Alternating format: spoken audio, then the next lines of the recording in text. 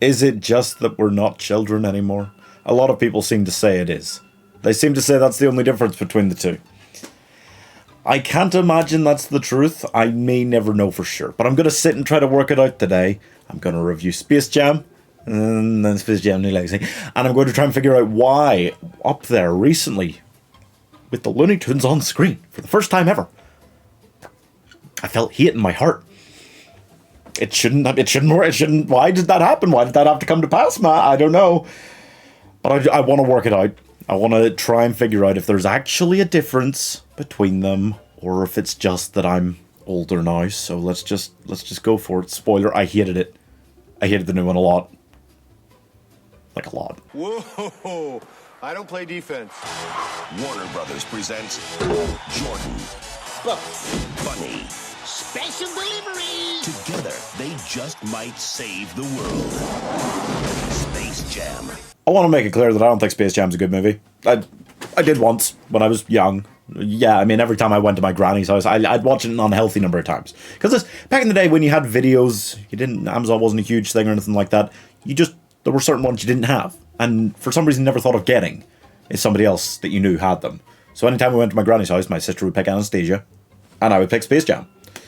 Anyway, I don't think that a film about Michael Jordan, who had moved on to baseball instead of basketball at this point in his career, going to Looney Tunes World to help them in a basketball game against aliens looking to enslave them, is actually a good film. Do I care? No, not massively. I watch it back nowadays. I still enjoy it. It's silly. It's one of those horrifying abominations of 2D animation live-action sequences that just shouldn't exist, and it's overly cartoony for a film that isn't entirely a cartoon. It's still just hugely enjoyable. The Looney Tunes are the Looney Tunes. They feel like the Looney Tunes. They feel Looney Toony. There are some references and cameos and all sorts of things. There are only 3 distinct groups of actors that appeared in this. There are voice actors who weren't on screen, basketball players who didn't belong on screen, and then Wayne Knight and Bill Murray who just didn't know what the fuck they were doing there, quite clearly. It's still enjoyable, though. It's trash. It's garbage. It's really bad in a lot of ways, and yet it's funny. It works. There's some sort of heart to it. Not bleeding corporation, massive, evil heart, like actual heart. I'm still only able to give Michael Jordan's $100 million 61 out of 100. I can't go lower. I definitely can't go higher anymore.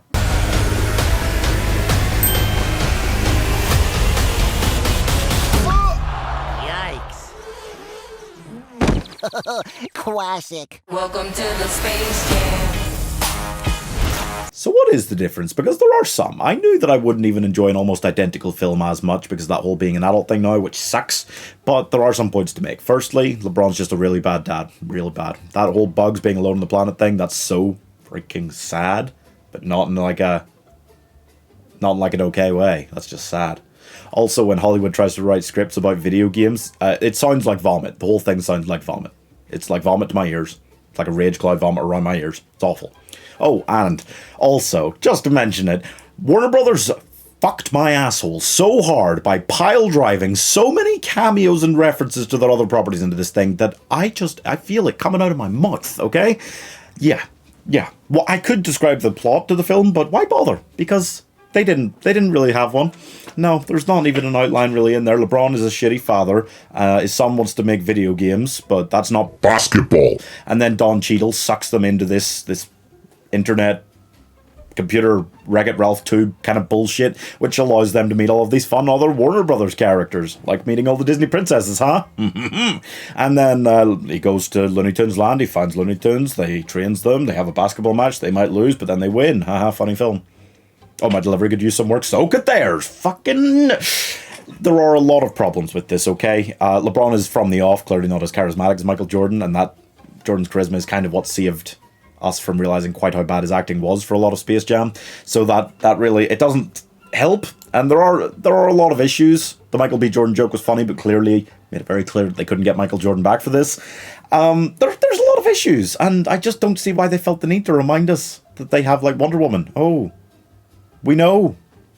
She had a film last year. It's just really weird. It felt like it was trying as more so to appeal to adults.